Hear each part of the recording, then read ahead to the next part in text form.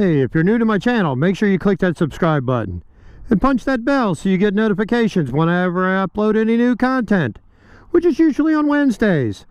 Hope you enjoy the video. Hey YouTube, it's motomattman. How y'all doing? It's a toasty 31 degrees outside right now. The Sporty's not real happy about it either. Anyway,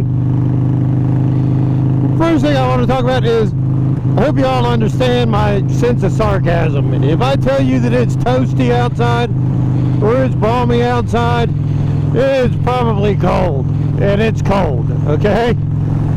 But anyway, that's not what I want to talk about today. What I want to talk about is Shade Tree Surgeon put out a video, and he talked about the 5 bikes he'd like to bring back. And he kind of put out a call to content creators to do the same thing. And he said, you know, it's a perfect video for people that live in the north. And I agree with him. And he said, you know, you can do it in your living room. So any of y'all that live in the north, you can do the video in your neighborhood. I mean, do it in your living room. Anyway, since I live south of Lake Erie, south of Canada, I'm not obligated to do it on the bike. And as y'all can tell, it's a beautiful day today. It's sunny outside. We have a little bit of snow laying around places that piled up, so you can tell that we're in, you know, a tropical climate. But anyway, here you go. My top 5. And I'm going to try to do it in the same order that he did it in. Number 1, for me, it comes from Honda. And surprise, surprise to no one out there, it would be a VFR, like a VFR 750. It could be a VFR 600. I don't care. But a V4. But here's what I would like. Take the V4, tune it like a race bike, and stick it in a CBR frame. Okay? So, take the V4 like you had in the my VFR 750, you know, fuel injected though and whatnot, and let's stick it in a CBR frame. So you'd have that V4 power, that torque at the bottom end, and the screaming revs at the top end, and you'd have the best of both worlds between a V-twin and an inline 4, and shove it in a race chassis, much like the Aprilia RSV4 or like the Ducati Panigale V4, something like that, but from Honda. That would be my number 1. And any of you out there that have ever ridden a V4, you understand when I'm talking about the sound of the V4. There's absolutely nothing like it. Shade Tree Surgeon, it was kind of along the same lines on his video. He talked about the Magna with the V4. Okay, same thing. Difference is the VFR was tuned a little bit differently than the Magna. You know, and obviously it's more of a sport bike. But anyway, yeah, take the VFR motor and modernize it a little bit and shove it in a CBR frame. Okay, number 2 is Kawasaki. And my thought with Kawasaki is you already have the H2 that's supercharged. Let's throw back a nod to the GPZ 750 Turbo. And a lot of you out there already know that that's a bike that I'm absolutely in love with, always have been, always will be. But let's do a modern take on the turbo bike, and instead of making it something that is way over the top like the H2, let's do it with a mid-size bike. And again, I really hate the fact that the 750 class has gone away, except for Suzuki with the GSXR. Let's do a turbocharged Ninja, but let's do it with a 750 motor. I mean, it could be a 600, but a middleweight bike, and let's turbocharge it. Now, I understand you already got you already got the supercharged bike with H2. The difference is this, again, the sound. The supercharged engine sounds incredible, but there's just something intoxicating about the turbo whine and having the boost gauge. And those of you that aren't familiar with the GPZ 750 turbo, it had a boost gauge. It was right up here in your face, and you could watch that boost gauge. And it's a very distinctive sound that you got from it. So, and the thing is, with the middleweight bike, is that you have that middleweight bike. You have the weight and everything of a 600 or a 750, but you're going to have the power. Once you turbocharge that puppy, you're going to have the power of a liter bike, which was the purpose of the GPZ 750 to begin with. And I really like that combination. Okay, now we got our CBR with a V4 motor in it, or engine, for those of you that want to be technical, because yes, a motor is electrical. So you have a V4 engine in the CBR, and we've got a turbocharged middleweight bike from Kawasaki. Now, next up is Suzuki, and I'm going to mention a bike that, man, there's a lot of debate about this bike. There always has been. It seems to be you either love it or you hate it. But here's what I want. I want a new Hayabusa. And what I want with the Hayabusa is, doesn't have to look the same. It could be a completely total redesign of it. But I want a naturally aspirated, no excuses made, no holds barred, king of the mountain, go out, kick everybody's butt, speed demon for the straightaways. That's what the Hayabusa was when it first came out. When it first came out, it was no excuses made. This bike is made for one reason only, and that's to go out there and kick everybody's butt in the stoplight wars on the weekend nights, or kick butt on the drag strip. That's what it was made for.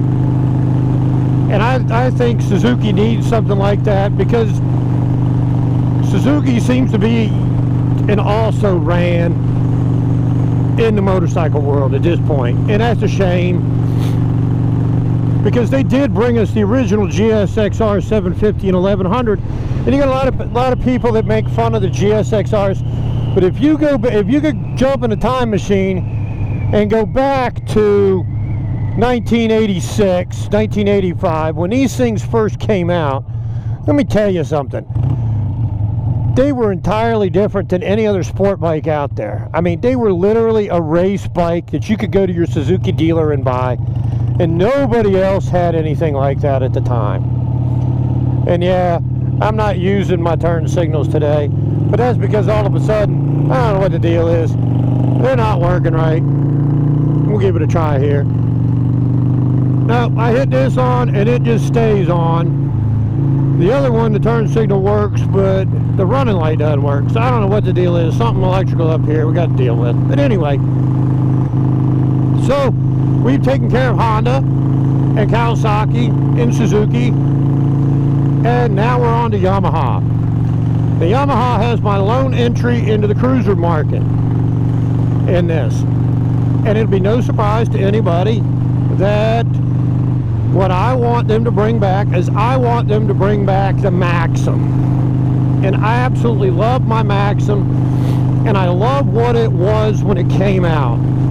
It came out before the VMAX, but in a lot of ways it was the younger brother to the VMAX. It was a power cruiser that could go out and just absolutely rip. You could go for a long ride, but this thing would absolutely rip. This was a bike that when it was brand new, it held its own against sport bikes in the same engine class. So my 700cc Maxim could hang with, let's say, the VFR 700. It was something totally different than the rest of the cruisers. I mean, you had Kawasaki had their LTDs, and you had a bunch of other ones, but at the time that it came out, it was the fastest production motorcycle in its class. And I'd like them to do something like that too. Let's get away from everything has to be a clone of a Harley, and let's make it look like a Harley, and we're going to stick a V-twin in it like a Harley. And there's nothing against that, but let's stick a performance inline 4 inside the frame of a lightweight cruiser, and let's go have a blast on the daggone thing. Okay, so now we've taken care of Honda, because we're going to stick a V4 in a CBR frame, and then we've taken care of Kawasaki, because now we're going to make another turbocharged middleweight sport bike.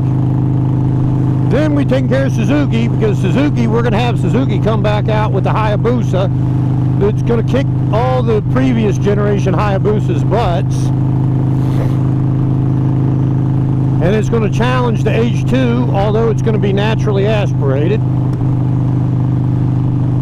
And now we've put a sport bike motor back into a lightweight cruiser like Yamaha did back in the 80s. Alright, now that leaves us with Harley. And here's the one that's going to throw people for a loop. This is the big one. Here's what I'd like to see Harley Davidson do. I want to see Harley Davidson throw everything they've got into producing, ready for this one, everybody?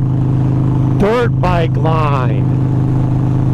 I want to see Harley Davidson go racing off-road. Yeah, you heard me right. And I got a bunch of reasons for it. Number one, that way we've got an American-made bike for motocross, supercross, playing out in the woods, whatever.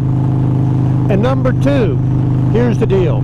When kids like my kids get their first dirt bike, they can get a Harley. Instead of getting a Yamaha, Honda, Suzuki, Kawasaki, KTM, whatever, they can get a Harley. I think it'd help Harley too. So let's put that out there. I mean, how cool would it be to turn on the Red Bull Signature Series on TV or YouTube and see some dude doing freestyle motocross on a Harley? How cool would that be? And I think it would drive some business in. I mean, I know Harley's trying with these little electric bike things for kids. I got it. Well, let's make a daggone dirt bike. You can do it, Harley. It's not, I don't imagine it's that hard. You just reverse engineer something that somebody else is already doing. I mean, come on, hire some people from the Supercross world to create a bike. But I would really like to see that. I know that's off the wall. I know that's crazy. But hey, Shade Tree Surgeon said, what do you want them to bring back or make that never was made? There you go. That's what I want. Probably not going to get any of them. Probably the closest that I'll get to any of those bikes is probably going to be a V4 engine in a CBR frame. And the reason I say that is because of the fact that whoa, Mr. Gear. Woo. The reason I say that is because I could see Honda doing that because of racing and because of the fact that other manufacturers are doing it, when even though Honda wasn't necessarily the first, Honda was definitely the most successful at selling a V4 engine in a motorcycle. I mean, it's one of those things, look, if you want, you can put down in a comment, you can argue with me about it, but I don't think there's any way to argue the success Honda had with the Magna and with the VFR, both here in the States and in Europe. You know, and nobody else has come even remotely close to that. So anyway, I could see Honda doing that. That's something I could see. There's chatter from time to time on the internet about Honda possibly doing it. You know, some people creating their own drawings or whatever of what it could look like. But that's probably the one that's the most likely to actually happen. Although, I'll be perfectly honest with you, as much as I would like that to happen, I think the one that I would really like to have happen the most is probably Harley making dirt bikes. You know, and going racing off-road. I really do. You know, the ones that I would probably be the most likely to buy, obviously the VFR, you know, and the CBR chassis, Kawasaki sport bike, turbocharged middleweight bike. Yeah, you know, God, I'd probably buy them all. I mean, let's not be stupid here.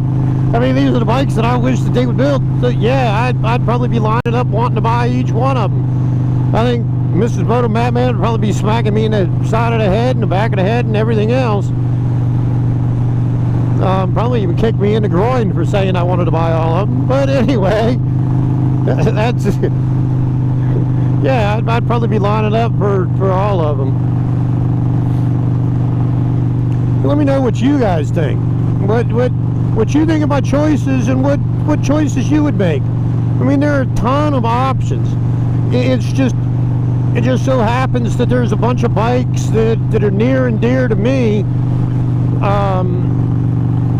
that I wish would come back or be changed in some form or fashion on my list. You know, I mean, obviously I already have a VFR and a Maxim, and the Maxim I've had for daggum ever. So those are no-brainers, and I've talked multiple times about the GPZ 750 Turbo. So none of those should come as a surprise to anybody. The Hayabusa may be a surprise to people, but I just love I love it when the horsepower wars and the quarter-mile times kick in full swing, because I think it makes it better, even if you're not involved in that. The technology that and all that goes into those bikes, and the research and development that goes into those bikes trickle down into everything else. So I love it when that happens. So that's one of the reasons for the Hayabusa.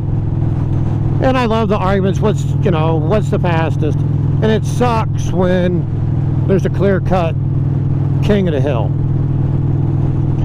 You know, I mean, for also rans, I mean, bikes that are being killed, I really hate it that the R6 is going away, the VMAX and whatnot.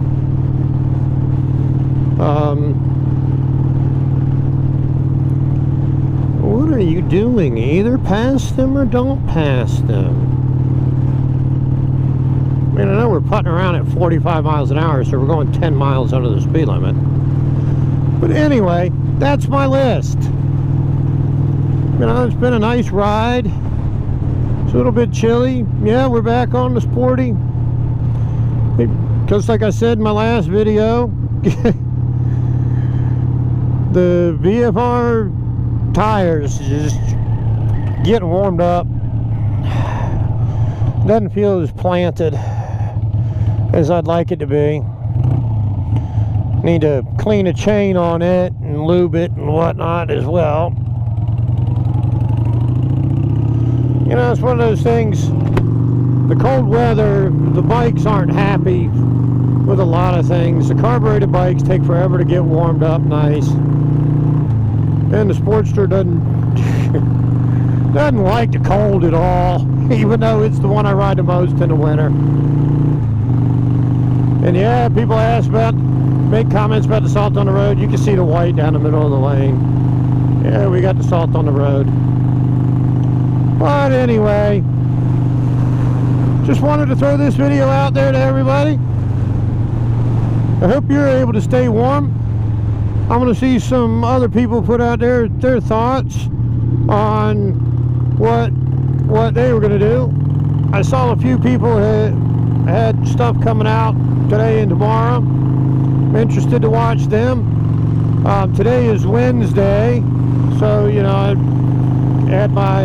today was the day that my balmy VFR ride, January ride on the VFR video came out.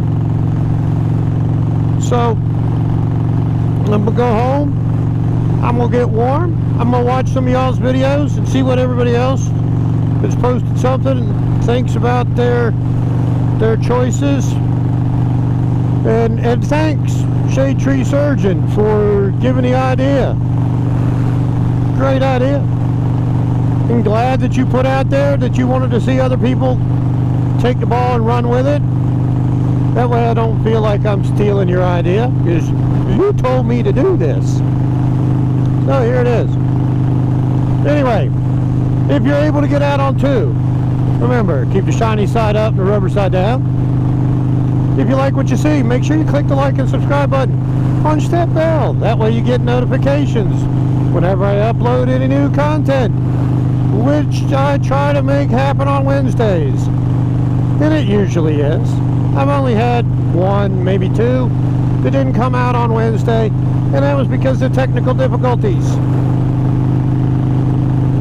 But anyway, until next time, see ya!